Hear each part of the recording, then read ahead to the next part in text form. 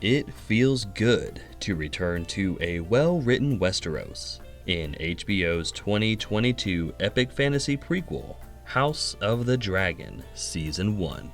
I hope it keeps going, and I hope every other spinoff gets a green light too, because this is a captivating world. I don't think you can go wrong as long as George R.R. Martin has a hand in the writing. Season 1 carried its own arc, so naturally it followed the 29-point story structure like it was a 10-hour movie. For this breakdown, the term protagonist will refer generally to the agendas of the core trio, Rhaenyra, Daemon, and Viserys. The timestamps for every sequence can be found in the comment section for your viewing pleasure. Now, let's begin.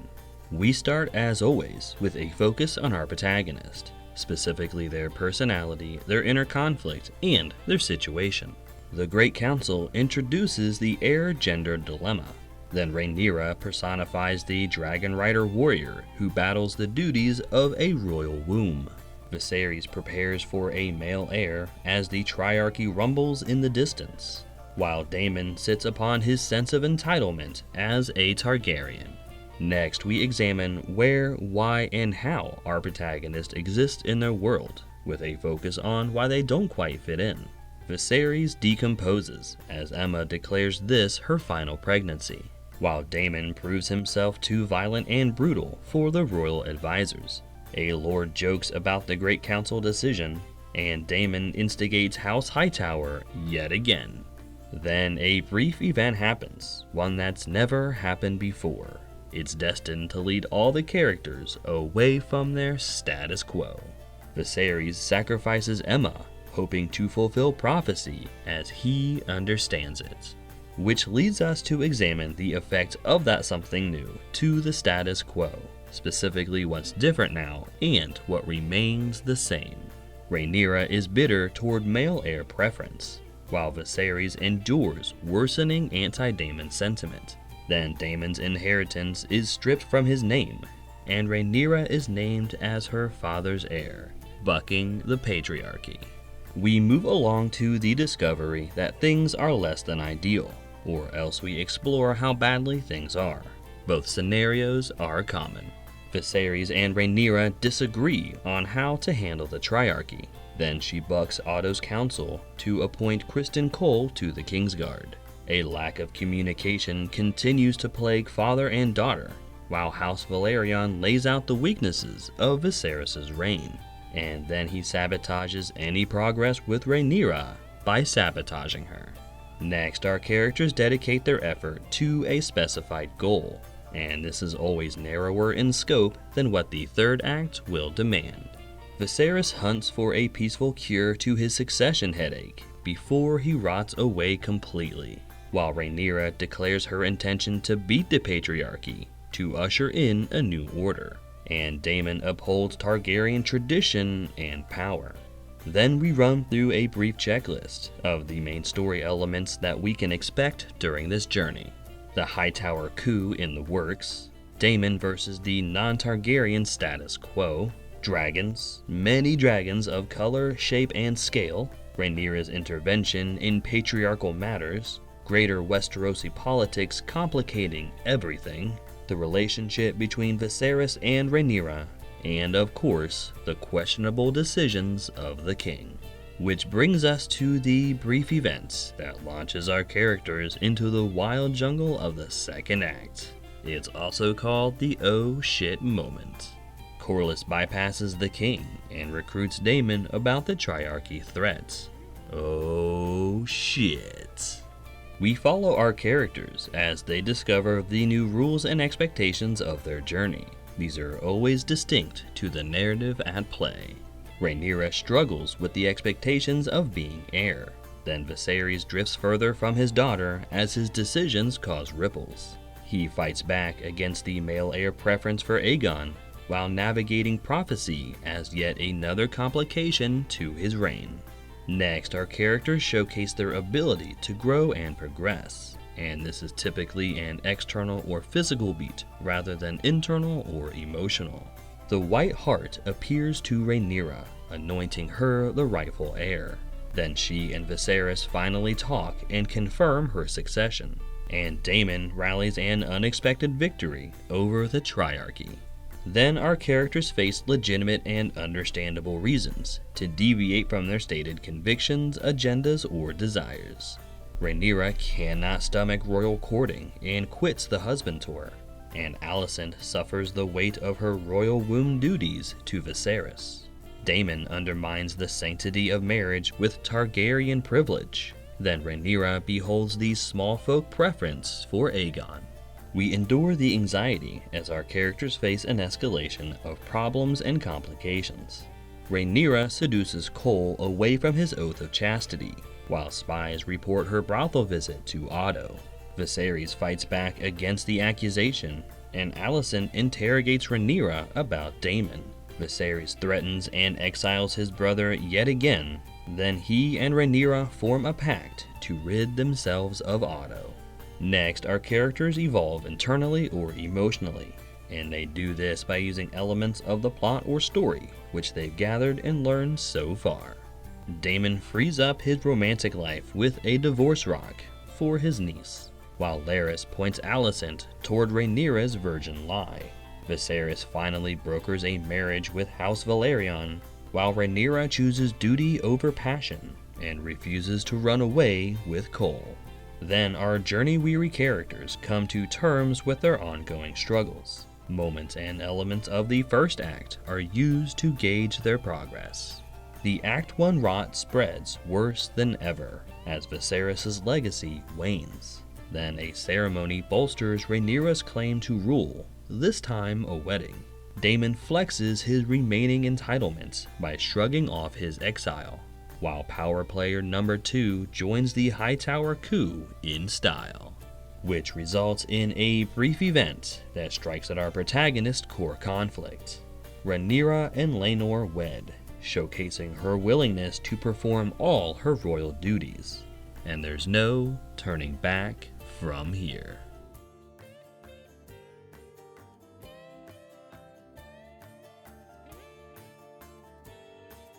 Rhaenyra gives birth to only illegitimate children, sabotaging her claim, and Viserys will not acknowledge any threat to the succession. Alicent and Cole push her children into a rivalry with Rhaenyra's kids, while Daemon struggles finding a purpose outside Targaryen politics.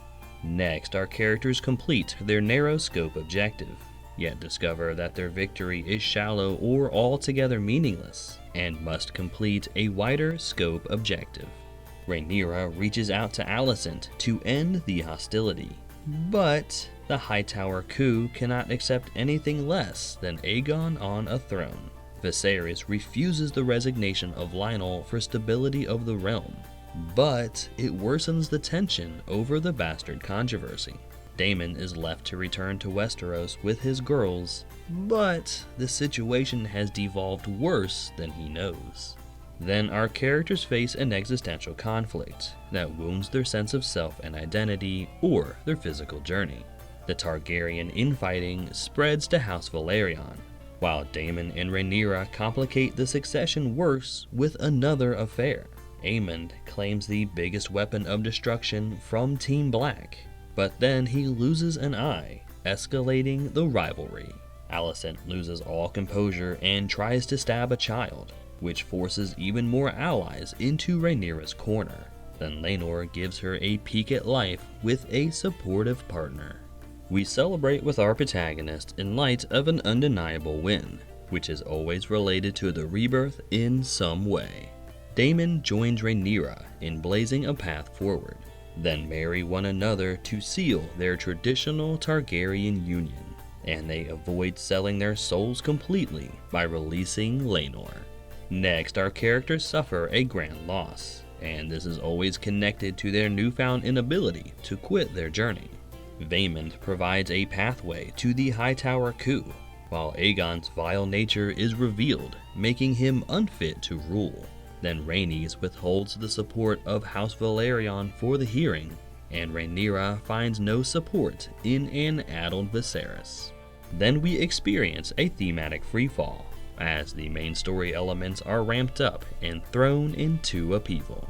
Viserys pushes back against a corrupt influence, and the hearing is another ceremony regarding the succession. Vaemond shouts the bastard truth finally in open court. Then Viserys pleads yet again for peace among his family. The rivalry between families devolves to random violence, while spies and birdies report to their respective masters, which forces us into a brief event that robs our protagonist of seemingly any hope of success. Viserys anoints the wrong person in his bewildered delirium. We watch our characters realize that they cannot return to their first act selves, and they turn to face the wider scope objective. The death of the king begins the succession, and Otto sets into motion the Hightower coup. Alicent leads the opposition to a violent takeover, while Aegon comes up missing with his coronation imminent. Next, our characters use the major swings of the story and their personal journeys to move towards the climax. Otto corrals the court and consolidates power, while the depth of Aegon's debauchery is revealed. Caswell defects out of loyalty to Rhaenyra. Then Rhaenys challenges Alicent to reject the patriarchy altogether. The White Worm reveals her shadowy reach and mastery of spies, and a fight breaks out over Aegon's coronation. Then the final confrontation plays out between our protagonist and characters against the antagonistic force. Alicent takes over and declares a peaceful transition of power, while Rhaenys and Eric prove to be the final hope for Rhaenyra's resistance. Then the coronation of Aegon II commences, which culminates in a brief moment where our protagonist finally, and oftentimes metaphorically, overcomes their place in the Act 1 status quo. Rhaenys escapes the dragon pit and saves the resistance before an army can march on Dragonstone. We experience the direct aftermath of the climax. This can give our characters a moment to reflect on the situation, or else wind down the action with a coda. Rhaenys delivers the news of the Hightower coup, and Rhaenyra scrambles for a foothold on her claim. She's crowned as queen by Daemon and Eric. Then the Black Council convenes and discusses dragon warfare. Next, we touch base with additional characters, typically to contrast them against the new status quo. Otto delivers the peaceful terms from Alicent, and the prophecy that Viserys protected is adopted by Rhaenyra. House Velaryon declares for the rightful heir. Then we're given a peek at strategy from Season 2. Daemon dives into the Targaryen dragon whisperer stereotype, while Aemond acts as the enforcer to Aegon's reign. Then we conclude with a tight focus on our protagonist, specifically to contrast them against how we met them at the opening. The Resistance receives its first blow, to royalty and to dragon power, which causes Rhaenyra's desire for peace to crack. And there you have it. HBO's 2022 epic fantasy prequel House of the Dragon Season 1. It adheres perfectly to the 29-point story structure every step of the way, and it demonstrates that even long-form stories follow a universal format. Now, let's move on from an ensemble cast in an exotic location to a star-studded cast in an exotic location, with my deep dive into the alternate universe of Nick Cage. Join me next time for Tom Gormican's 2022 meta-Hollywood comedy, The Unbearable Weight of Massive Talent. As always, thank you so much for your time. Please like and subscribe if you enjoy this content, and consider commenting on and sharing this video to help the channel find its audience. Take care of yourselves out there, and I'll talk at you next time.